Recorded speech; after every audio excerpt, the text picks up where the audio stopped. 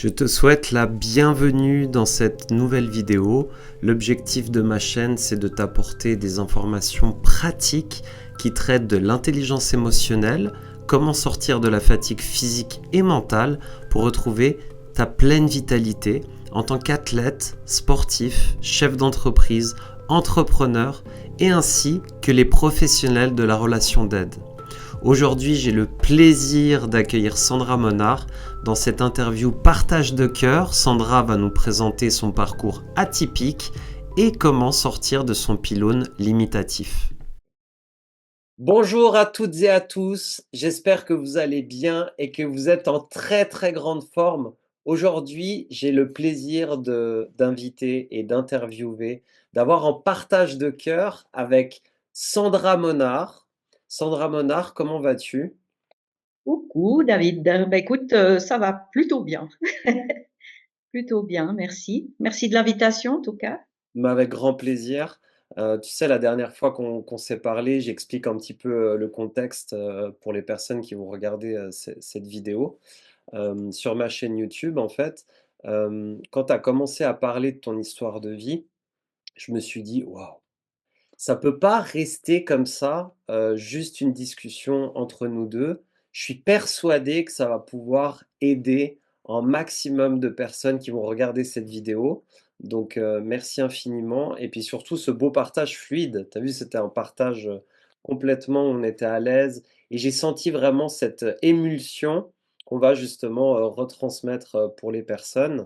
Donc pour les personnes qui ne connaîtraient pas ma chaîne YouTube, elle est dédiée aux entrepreneurs, aux coachs et aussi aux personnes d'accompagnants, à l'aide aux autres personnes qui visent à transformer, son stress en énergie et aussi à augmenter son taux de productivité. C'est un taux de productivité global, c'est-à-dire c'est la santé, c'est l'aspect mental, c'est l'aspect émotionnel pour avoir vraiment ce côté vitalité, qui ressort. Et pour les personnes qui ne me connaîtraient pas, bah, je suis coach professionnel depuis 2015 et j'accompagne justement à cette santé globale et avoir un maximum d'énergie qui tienne dans le temps. Et voilà, j'aimerais juste aussi que tu puisses, à travers, bah, cette interview, c'est vraiment dépasser vos pylônes limitatifs. Donc ça, c'est le titre de l'interview. Vous allez comprendre pourquoi ce titre. Mais avant ça, j'aimerais que tu te présentes un petit peu, à la communauté. Qui est Sandra? Ben, déjà bonjour tout le monde, pour ceux qui nous regardent. J'ai juste 64 ans, je suis maman de 4 enfants, grand-maman de 2 petits-enfants. J'ai une vie extrêmement remplie, et surtout, épanouissante depuis pas très longtemps, et c'est peut-être ça que David avait envie que je transmette, c'est comment j'ai pu, dépasser toutes les difficultés, auxquelles j'ai dû faire face, et puis comment je revis aujourd'hui, quasiment, une cure de jeunesse à 64 ans. Voilà, c'est peut-être, comme ça que je peux me présenter le mieux. Je sais pas si tu voulais Et que je c'est dise autre chose? waouh! Parce que comment tu es en train de dire une cure de jeunesse Oui, à c'est vrai. 64 ans, c'est ça que tu as dit? Oui. Mais tu Ouais, vois, ouais. ça, c'est déjà une phrase, mais ultra inspirante et moi, ça m'anime parce que, tu sais, souvent quand je discute avec la plupart des personnes, on a tendance à être un petit peu, à entendre des discours fatalistes et moi, j'en peux plus des discours fatalistes. Donc quand j'entends une personne de ton âge, à 64 ans, dire: «J'ai initié une cure de jeunesse», pour moi, c'est waouh et ça m'inspire. Et si moi, ça m'inspire, je suis sûr que ça va inspirer des jeunes de 20 ans, des jeunes de 17 ans qui savent pas où ils en sont dans leur vie et qui sont dans cette fatalité, qui ont plus d'énergie et de voir une Sandra à 64 ans dire: «J'ai initié ma cure de vitalité, de rajeunissement». Moi, je suis sûr que tu vas inspirer tout le monde à faire de même. Donc, déjà merci, pour ta présentation et hem et justement, on va parler d'un projet qui te tient à cœur et c'est vraiment le cas de le dire. Oui. Ça a été vraiment un élan du cœur, comment tu en parles en tous les cas, c'est ce que j'ai ressenti. C'est le GR34. Alors est-ce que tu peux nous expliquer Qu'est-ce que le GR34 et pourquoi tu as commencé à initier ce projet? Ouais.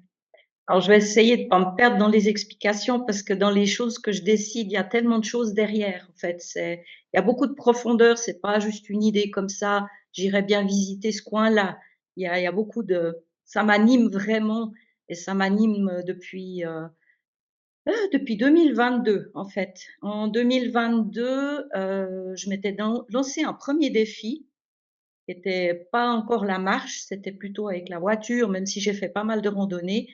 Mais j'ai été en Bretagne et le GR34, en fait, c'est ce qu'on appelle le sentier des douaniers, qui à la base, démarre depuis le Mont-Saint-Michel jusqu'à Saint-Nazaire et qui longe le bord de mer. Alors déjà, je peux vous dire, je suis amoureuse de la mer, Mmh. je suis heureuse en bord de mer et la Bretagne, ça a été vraiment un coup de cœur et chaque fois que j'allais marcher au bord de mer, je me retrouvais sur ce petit GR34. Et en 2022, comme ça, presque en rigolant, j'y croyais pas vraiment, mais je me suis juste dit: «Mais punaise, ce serait trop génial une fois, de faire ce GR en entier avec un sac à dos parce que ces chemins, ils m'appellent. Mais, c'est complètement utopique, tu es folle dingue, tu es trop vieille, tu es tout ce que tu veux», justement un peu toutes ces idées limitantes qu'on peut avoir et puis, j'ai mis ça un petit peu dans un coin de ma tête et puis, voilà, mais les années, enfin c'est comme un os que j'arrivais pas à lâcher. J'ai rongé mon os et petit à petit, un jour, je me suis dit: «Mais en fait, pourquoi pas? En fait, qu'est-ce qui fait que tu te dis que c'est une folie?» Oui, il y a un côté folie, mais tant que tu essayes pas, tant que tu te lances pas, ben, tu en sauras rien et j'ai commencé à y réfléchir de plus en plus et puis en fait, j'ai mis en place ce projet. Alors, moi, je vais pas le faire tout à fait en entier parce qu'en Et c'est entier, combien il de fait 2000 kilomètres, kilomètres. Il fait 2000 kilomètres, 2000 kilomètres? voilà Waouh. et puis comme moi, je suis vraiment amoureuse du bord de l'eau, j'ai coupé un petit peu le début parce que c'est beaucoup dans les terres et puis coupé un petit peu à la fin aussi parce que c'est aussi dans les terres. Donc moi, j'ai prévu de faire, Cancale-Quiberon, donc c'est 1 630 kilomètres. Waouh. Après, je vais faire 5 fois 3 semaines parce que, ben, j'ai quand même un mari que je peux pas abandonner plus que 3 semaines. Il est déjà super sympa et puis voilà, je me suis dit: «Mais au lieu de lancer un projet trop ambitieux, ben, si tu fais par étapes». Moi, j'ai rien à prouver à personne, hein. C'est pas un enjeu sportif, c'est plus, ouais, tu me demandais pourquoi le GR, en fait, pour moi, c'est une victoire, c'est une marche de la victoire. C'est Waouh. une marche de qui je suis aujourd'hui. C'est, c'est cette cure de jouvence quelque part, de dire: «Ben, voilà, ben, tout ce que tu as pas fait avant tes 55 ans», parce que c'est quand même à 55 ans qu'il y a eu un un tournant dans ma vie.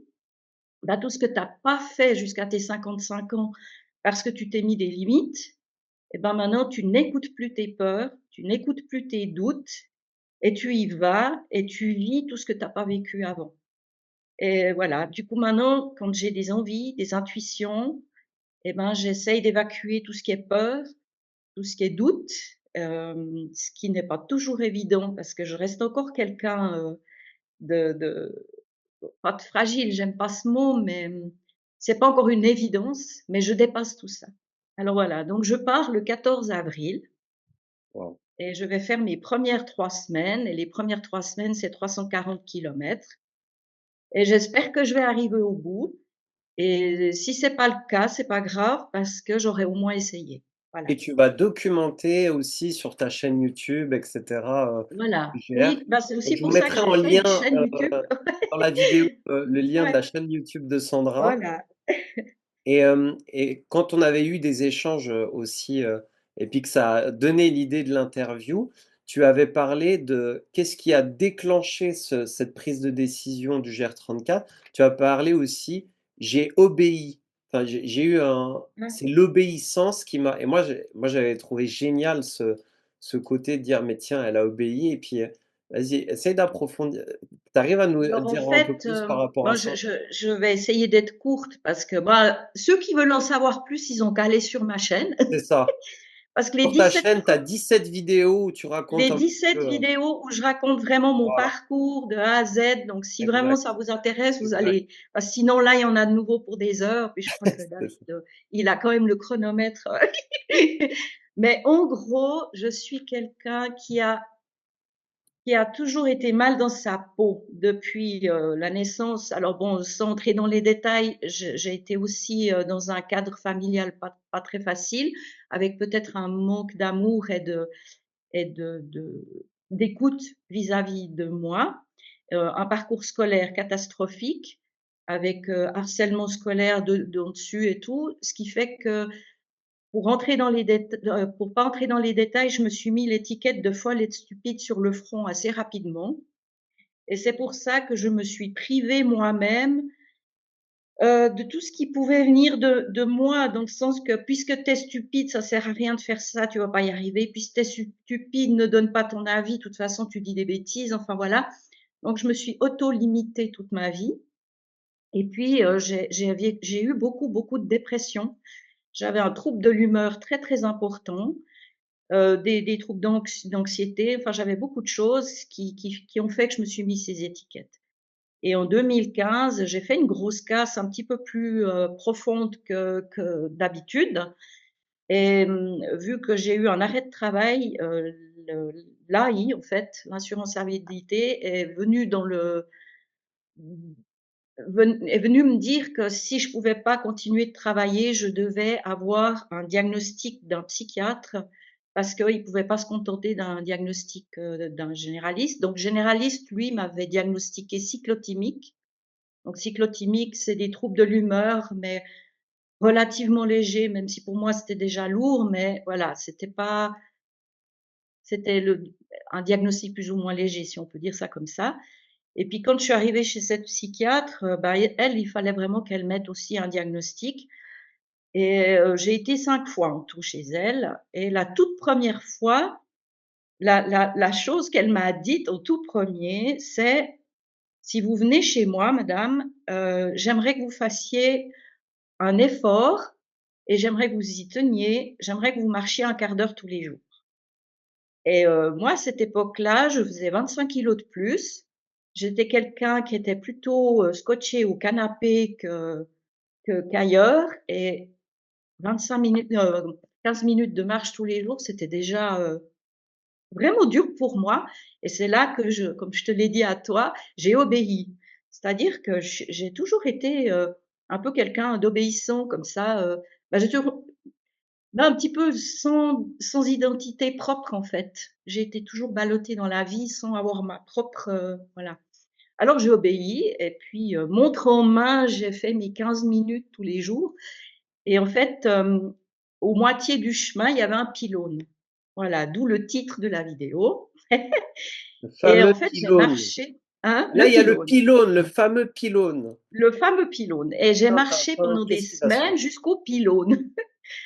Voilà et mais vraiment pas un pas de plus, hein. Je voyais le pilote: «Ah, j'y suis, je rentre» et puis en fait, pour me sortir de toutes les difficultés que j'ai eues, j'ai fait beaucoup de lectures et entre autres, mais je saurais pas dire quel livre précis parce que j'en ai lu tellement, mais à un moment donné, j'ai lu que j'étais responsable de moi-même, que j'étais responsable de mes besoins et que je devais assumer les choix que je fais. Et j'ai réalisé que mes problèmes de dos, de poids, enfin beaucoup de choses venaient de mes propres choix, en fait. Typiquement pour le poids, je faisais le choix de manger du Nutella tous les jours à la petite cuillère, de pas bouger de mon canapé et puis de me plaindre que je me trouve moche, que je me trouve ci et cetera et tout d'un coup, en toutes ces lectures où je me suis fait: «Mais attends Sandra, maintenant, soit tu assumes ton choix de manger du Nutella et tu assumes ton choix d'être physiquement ce que tu es, soit tu changes en fait. Et le fait de dépasser le pylône, ça a été un jour de me dire: «Mais en fait, pourquoi tu fais juste ça par obéissance, mais tu le fais pas pour te faire du bien en fait?» et je me suis rendu compte qu'un quart d'heure, ça me faisait pas vraiment du bien. En plus, je longeais une voie ferrée, mais il y avait rien à voir en fait, c'était juste moche. Et un jour, je me suis dit: «Ben, Sandra, maintenant tu dépasses ce pylône». Et j'ai commencé à dépasser le pylône d'une demi-heure, puis après d'1 heure, puis après 2 heures et puis 3 heures et puis dans la nature. Et tout d'un coup, j'ai eu cette révélation du bonheur d'être dans la nature, du bien que ça m'a fait de marcher, de prendre soin de moi. J'ai perdu 25 kilogrammes et du coup, j'étais beaucoup mieux. J'ai d'ailleurs, mes douleurs de dos sont parties, mon moral allait mieux et ça a été en fait, bah, ouais, voilà, c'est pour ça que je dis une nouvelle naissance pour moi. Et ce GR34, c'est de dire: «Bah, waouh, la nana qui dépassait pas son pylône pendant un quart d'heure, bah, tout d'un coup, elle a envie de marcher, 1 630 kilomètres puis s'éclater sur son bord de mer». Et c'est toute cette symbolique-là. Et puis, le fait de me filmer sur la chaîne, c'est aussi parce que bon, ça peut-être que je vais le préciser, c'est que cette psychiatre m'a diagnostiquée finalement, bipolaire. Et j'ai été très choquée quand même par ce diagnostic. Il y avait un petit côté soulageant parce que ça mettait un mot sur mon mal-être, mes humeurs et tout. Et j'ai acheté un livre sur les bipolaires que j'ai lu et je m'y suis pas retrouvée, en fait, parce que, bah, j'ai eu des bas, mais jamais profonds au point de pas me lever, pas prendre soin de moi, ni, des phases, oui, je suis très enthousiaste, ben, même encore le GR, j'ai des idées de foufou, mais, ça reste des idées, qui tiennent quand même la route, hein. Je fais tout ça, avec beaucoup de réflexion. Et en fait, 7 ans auparavant, j'avais lu un livre qui s'appelle «Trop intelligent pour être heureux». Oh! Et Ça, c'est un livre qui justement de qui le livre déclencheur, non, dans ta vie? oui, ça a été un livre déclencheur que j'avais lu 7 ans avant le diagnostic de bipolaire, mais que j'ai pas pu m'approprier tout de suite Qu'on va parce mettre que en lien c'est dans la description aussi, hein. ouais, volontiers, il est vraiment bien. Alors le titre, j'avoue, enfin moi personnellement, le titre, bah, la personne qui me l'a donné, j'en ai voulu sur le moment parce que «Trop intelligent pour être heureux». Quand on a vécu l'échec scolaire comme je l'ai vécu, quand on a une étiquette de stupide sur le front, qu'on y croit dur comme fer qu'on est stupide et qu'on nous donne le livre «Trop intelligent pour être heureux», je vous cache pas que je l'ai presque pris comme, mais je lui ai dit: «Mais pourquoi tu me donnes ça en fait?» Et elle m'a dit: «Tu t'occupes pas du titre, tu lis le livre». Et du coup, bah, là aussi j'ai obéi. De temps en temps, c'est bien d'obéir en fait. Et j'ai obéi à cette, injonction de le lire. Et Et en souvent, fait, je me suis le côté retrouvée rebelle, tu sais, c'est le côté un peu de l'enfant et je vois, on a souvent tendance à être rebelle et obéir pas trop, hein, et souvent, des fois, le fait de, obéir, ça peut être une vertu, c'est-à-dire lâcher un peu, ce côté «je contrôle la situation» et de dire: «Tiens, il y a quelqu'un, qui a une expérience qui me dit de faire ça et si je le faisais pour mon bien?» Et du ouais, coup, et ça bah, il y bah, a je pourrais presque pas remplacer le mot «obéir» ça pourrait par venir le de lui. mot en fait, moi aussi, ce qui m'a sauvée dans ma vie, c'est de voir ça toujours un peu comme des signes. Et de me dire: «Ben, c'est peut-être là qu'il y a une solution» et puis ça coûte rien, en fait, d'essayer. Ça te parle ou ça te parle pas, mais j'ai toujours j'ai beaucoup de, comment dire? C'est ouais, c'est vrai que c'est pas forcément de l'obéissance. C'est je crois à beaucoup de choses, en fait. Déjà, je crois pas au hasard. Donc si quelqu'un me dit: «Lis ce livre, il est bien pour toi», je me dis: «Ben, si elle me le dit, c'est qu'elle le pense, donc peut-être c'est bien pour moi». Voilà. Et ce livre, je me suis retrouvée à vraiment à toutes les pages, mais je l'ai quand même fermé et remis dans ma bibliothèque parce que je me suis dit qu'intelligente, c'était juste pas possible. Et en fait, ce livre, il parle des HP, des intelligences atypiques, des zèbres et tout ça. Et je me disais: «Mais oui, alors au niveau des émotions, des humeurs, je me retrouve à tout mon petit vélo», enfin je me retrouvais dans plein de choses et ça me faisait un bien fou. Mon côté empathique, mon côté éponge, mes tsunamis émotionnels, enfin tout je me suis reconnue en tout, mais le fait d'être intelligente, pour moi, c'était juste pas possible. Et c'est pour ça que j'en ai rien fait. Je l'ai mis dans la bibliothèque. Et quand la psychiatre m'a dit que j'étais bipolaire, que j'ai lu ce livre sur les bipolaires, je m'y suis pas retrouvée du tout. Et bah, là aussi, le hasard de la vie, j'ai quelqu'un qui est venu chez moi qui me parlait de ses difficultés émotionnelles et tout, et ça m'a fait repenser au livre. Et je me suis levée, je suis allée le chercher, je l'ai donné à la personne en lui disant: «Mais lis ce livre, tu verras, je suis sûre que ça va te parler, et puis toi, tu es forcément intelligente». Et après, comme je l'ai donné, j'ai dit: «Il faut que je le relise parce OK. qu'il t'a fait tellement de bien, relis-le». Et Et quand c'est là je où l'ai ça va relu, donner l'élan de motivation de relire. C'est là où on voit que la vie, nous met jamais rien ni personne au hasard c'est et que incroyable. quand on laisse de côté quelque chose et qu'on doit vraiment faire ce pourquoi on est fait, eh bien ça Ouais, nous revient, vers nous donc ouais. ouais, extraordinaire. Et du coup, je l'ai relu, et ce qui m'avait pas frappé à la première lecture, puisque j'étais pas vraiment concernée, c'est vers la fin, il y a une phrase plus ou moins qui dit, les hauts et les bas sont parfois si violents qu'on peut être diagnostiqué à tort bipolaire».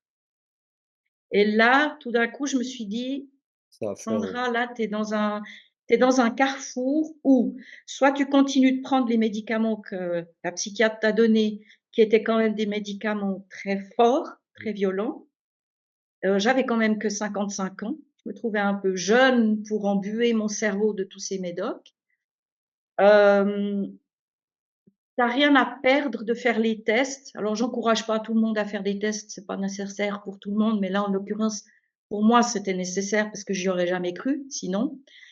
Et je me suis dit: «Bah, tu fais les tests chez une psychologue, hein». C'est des tests de QI pour voir si j'avais cette problématique-là, en fait. Bon, c'est pas vraiment un problème, mais ce fonctionnement différent.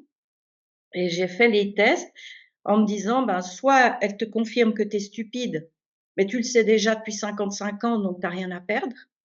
Soit elle te dit que tu es dans la moyenne et puis tu vas être déjà vachement contente, soit c'est ça et ça change peut-être tout». Alors voilà, j'ai fait les tests avec beaucoup de j'y croyais pas du tout, beaucoup d'anxiété, beaucoup de stress, mais voilà. Alors je suis pas surdouée, j'ai pas 130 partout, mais j'étais déjà étonnée d'avoir 130 quelque part. Du coup, bah, j'ai dit à cette psychologue, j'ai dit: «Mais alors, je suis pas folle?» Puis elle m'a dit: «Non». «Je suis pas bipolaire?» Elle m'a dit: «Je pense pas». «Je suis pas stupide?» Elle m'a dit: «Ben non, loin de là». Et en fait, je suis ressortie, et c'est là peut-être cette nouvelle naissance.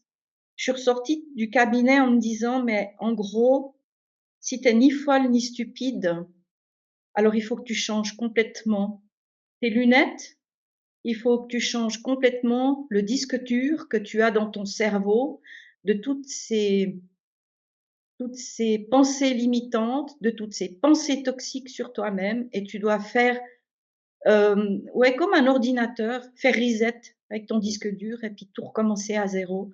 Et quand tu as une idée, tu y vas, parce que si tu es pas folle, tu peux le faire. et Si tu es là, il pas y a stupide». vraiment eu un C'est là switch le qui plus s'est grand fait. déclic de ma vie. C'est pour ça que je dis que ce livre a sauvé ma vie. Alors du coup, bah, je suis retournée chez mon médecin généraliste, et puis avec son aide, alors ça a pris du temps, et ça par contre, pour moi, c'est important de le dire, oui, j'ai arrêté mes médicaments, et effectivement, je n'étais pas bipolaire, mais je n'encourage pas par cette vidéo les gens à stopper leur médoc en se disant: «Alors c'est pas ça, puis j'arrête tout». Je voudrais pas avoir ça sur la conscience quand même. Mais en tout cas, chez moi, c'est ce qui s'est passé. Donc, et ben, sur le GR34, j'y vais au mois d'avril, et le 15 avril, donc je pars le 14 et le 15 avril, je fais fêter mes 8 ans sans médicaments, alors Waouh! que j'en prenais depuis 17 ans. Bravo!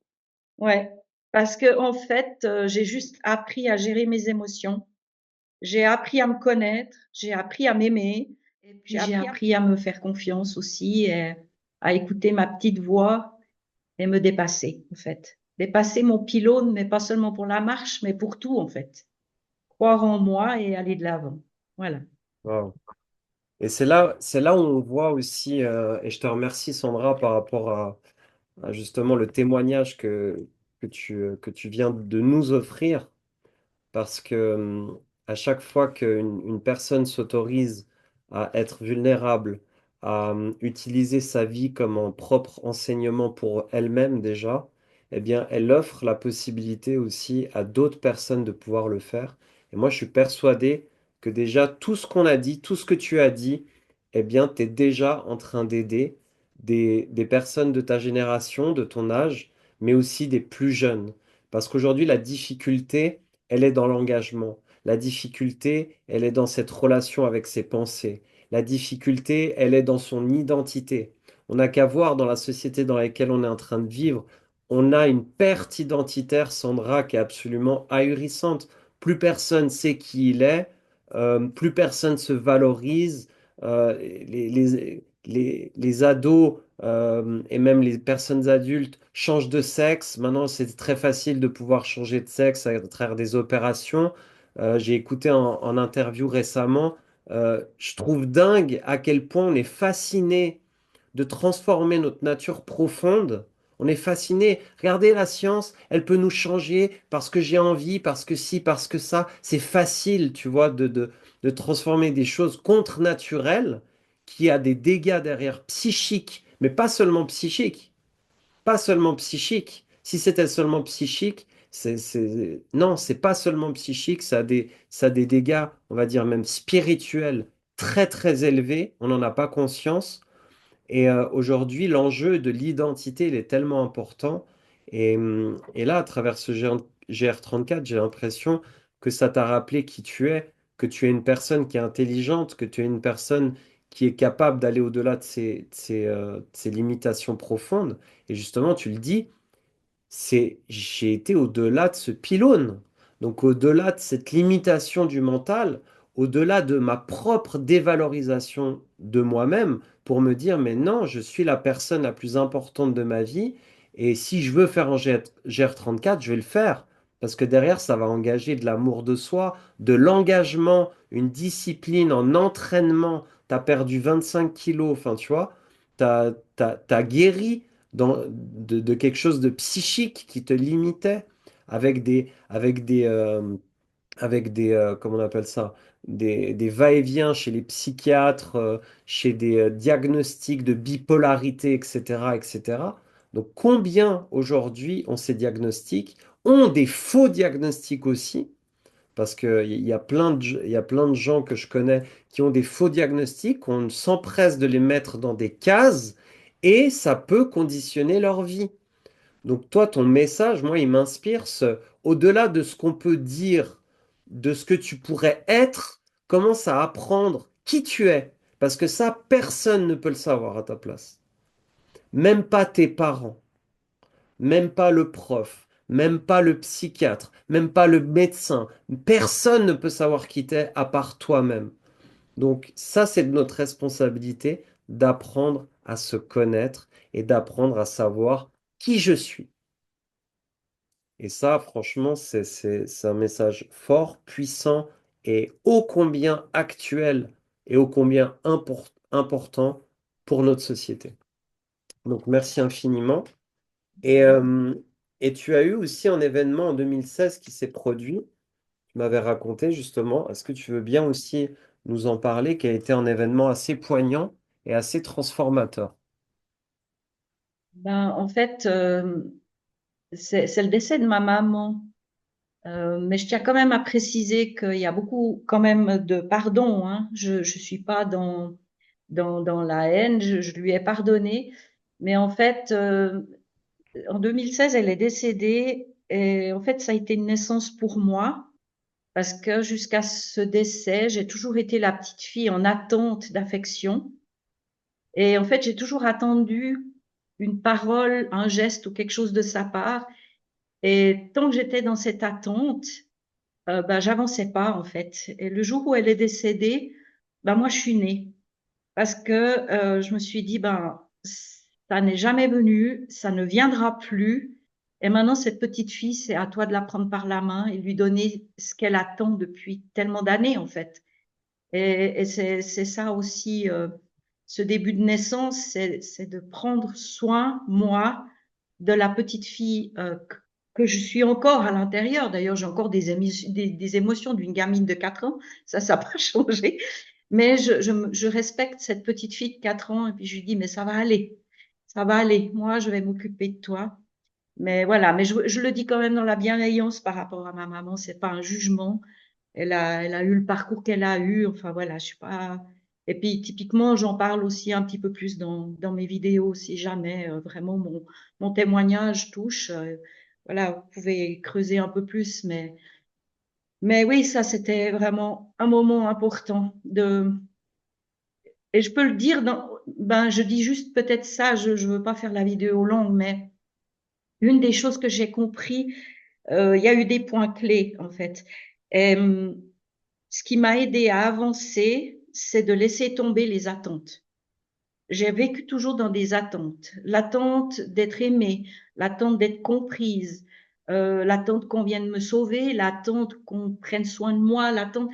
Et j'ai réalisé en fait que tant que j'attendais, il se passerait rien en fait.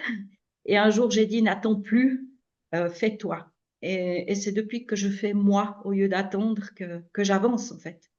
Il y a ça. Et puis vivre le moment présent aussi.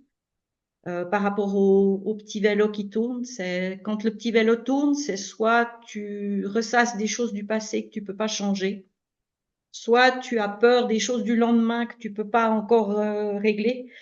Et c'est quelque chose qui m'aide aussi depuis ces 4 5 ans que je travaille sur moi, c'est de vivre le moment présent, de toujours être focalisé sur aujourd'hui. En fait, que dans la vie, ce qu'on contrôle, ou ce qu'on peut mieux contrôler, c'est soi-même, parce qu'on peut pas changer les autres, on peut pas changer l'actualité, on peut pas. Alors on peut faire des efforts pour certaines choses, mais voilà, c'est pas non plus comme ça. Et par contre, ce que je peux changer, c'est moi, c'est moi avec moi. Et oui, c'est ça que j'essaye aussi de transmettre. Alors, c'est vrai que ça touche des fois des jeunes. Je sens que mon témoignage touche les jeunes et ça me fait du bien. Mais effectivement, j'ai aussi envie de toucher les gens de mon âge parce que franchement, on m'aurait dit, même quand j'avais 30 ans, euh, qu'un jour j'aurais plus ces pensées toxiques, j'y aurais pas cru. Parce que quand on est dedans, on a l'impression que c'est quelque chose qui nous colle à la peau, dont on peut pas se débarrasser. Et je vous jure, ça m'a pris du temps. Changer le disque dur du mental, c'est aussi sportif que du sport physique. Parce qu'il faut tous les jours, non, pense pas comme ça, pense comme ça, non, fais pas comme ci, fais comme ça. J'ai lu 22 livres pour m'en sortir. J'ai dû les lire 3 fois parce que tout d'un coup, tu as le vieux qui remonte, enfin le vieux soi qui revient. Et chaque fois, tu dis non, je veux pas que tu reviennes. Et puis, il faut remettre en route. Donc, ça m'a pris énormément de temps. Je suis pas en train de dire que c'est de la magie. Peut-être que c'est ça aussi. La société actuelle veut toujours des solutions magiques. La Miracle. magie, non, il y a beaucoup de travail aussi, il y a beaucoup de détermination, mais ce que j'essaie de transmettre dans ma chaîne, c'est de dire c'est possible. Et je vous promets que je n'y aurais jamais cru moi-même il y a quelques années en arrière. Et c'est ça que j'essaye de transmettre en fait. Waouh. Et c'est incroyable ce que tu dis parce que tu dis c'est aussi sportif que du sport, que de discipliner justement notre mental à arrêter de se limiter et s'encourager. Et tu vois, cette ancienne version qui revient, tu as lu je sais pas combien de bouquins 3 fois, donc tu es allé dans la répétition, tu es allé dans la discipline, dans cette exigence que tu t'es mis à toi-même pour te dire, non, je veux créer cette version qui est non limitée, qui est possible. Et l'ancien toi qui revient, que tu lui dis non, donc mettre tes limites aussi. Ça, c'est très d'actualité aussi de pouvoir mettre ses limites. Combien de fois on dit oui alors qu'on voulait dire non, tu vois? Donc ça, c'est... Ouais, c'est... Merci beaucoup. Et justement, bah, que tu parles justement d'entraînement mental, euh, c'est marrant parce que j'ai pas l'impression que la plupart des gens arrivent à concevoir que c'est un entraînement. Et je te remercie de le dire parce que moi qui suis aussi sur l'aspect du mental, et qui entraîne les personnes à la fois sur le côté physique, mental et émotionnel pour créer vraiment cette synergie qui, pour moi, nous permet de faire jaillir notre excellence, notre nature profonde, qui on est véritablement.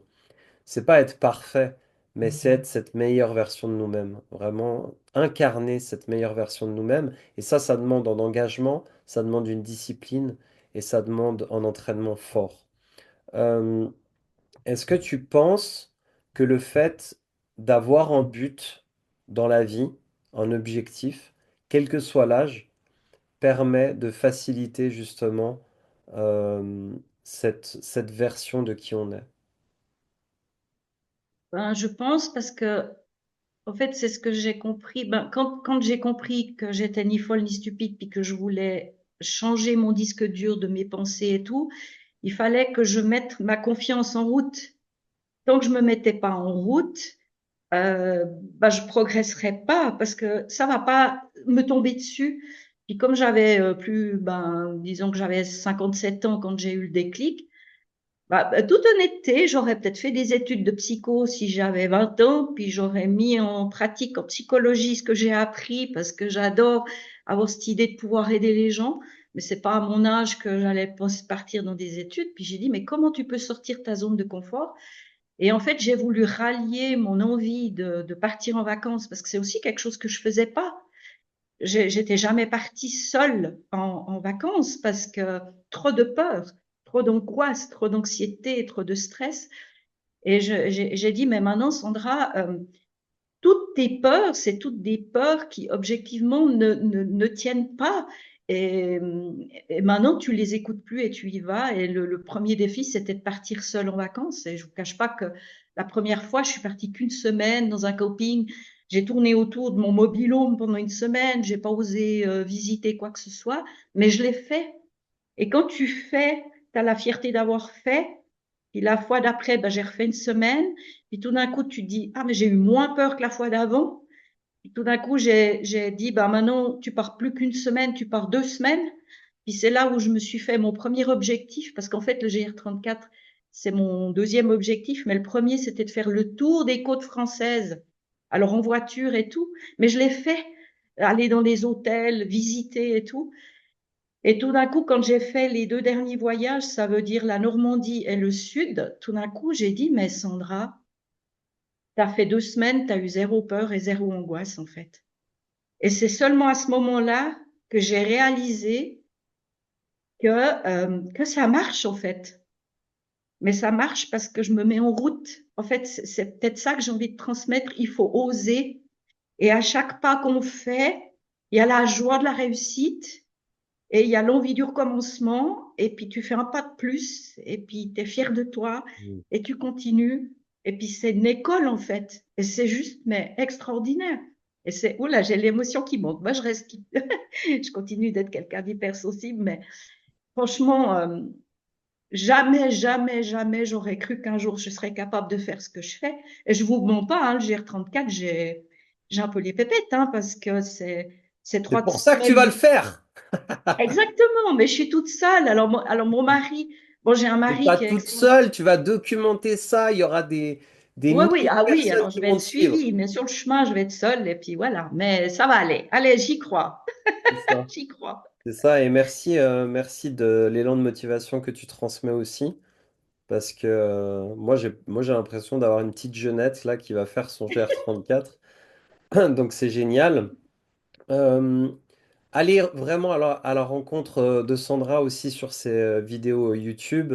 Elle a fait justement une interview avec un YouTuber qui lui fait aussi des marches comme ça, du type GR34 et tout. Donc vraiment très inspirant.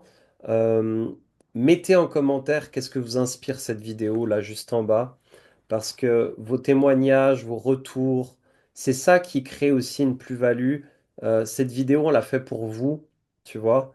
Et c'est ça que j'aime bien dire. Donc allez-y, mettez-nous vos commentaires, vos prises de conscience, vos décisions, vos prises de décision.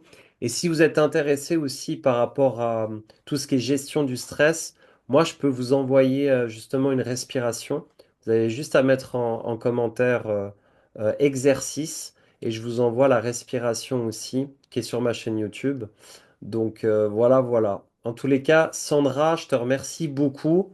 C'était un réel Merci à toi. plaisir, c'est un réel plaisir de t'avoir sur ma chaîne YouTube pour Merci.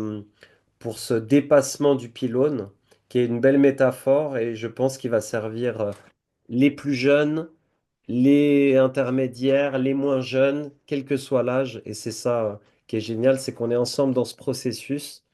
On a tous des difficultés qui est similaire avec la gestion de notre identité, notre mental. Donc voilà. Moi, je te remercie infiniment De rien. et à bientôt pour de prochaines aventures sur des thématiques aussi tout aussi inspirantes pour vous aider justement à gérer votre stress, le transformer en énergie. Comme elle a dit Sandra, là, le GR34, ça lui a donné vraiment de l'énergie pour aller et être très productive parce que quand tu produis ça, après, dans ta vie, bah, tu crées du sens. Quand tu crées du sens, tu as une productivité globale, à la fois de ton énergie, mais aussi de ton mental, de tes projets, du mouvement que tu crées autour de toi. Donc voilà. Sois la meilleure version de toi-même et inspire-nous et inspire le monde, mais inspire toi-même. Donc voilà, ça c'est un petit peu le message que je veux laisser passer. Merci infiniment. Moi, je De vous rien. embrasse. Moi Je vous aussi. dis à très vite et Au revoir. continuez à être qui vous êtes. N'arrêtez surtout pas. Ciao, ciao. Bye bye. J'espère que cette vidéo a pu t'aider. Si le contenu t'a inspiré, appuie sur le cœur, commente cette vidéo avec ton retour d'expérience, abonne-toi à ma chaîne YouTube, partage également cette interview à une personne qui pourrait être également inspirée et je t'invite à cliquer sur la cloche pour être tenu et informé des prochaines vidéos. Je te souhaite vraiment et sincèrement le meilleur, une pleine vitalité. À très vite pour une prochaine vidéo qui va, je l'espère, t'aider à mettre en pratique de nouvelles habitudes pour une vie professionnelle et personnelle épanouie et équilibrée.